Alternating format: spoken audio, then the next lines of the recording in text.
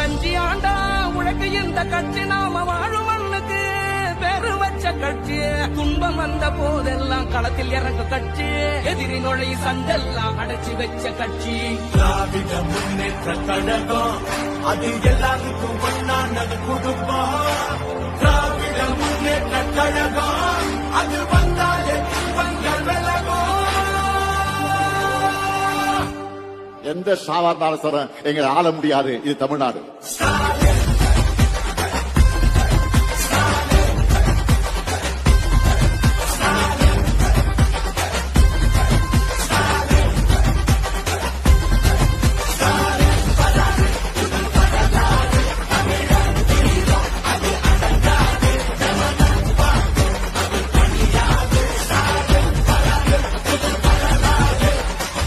இது சும்மா தொடக்கம் தான். திராவிட மாடலுடைய வெர்ஷன் 2.0.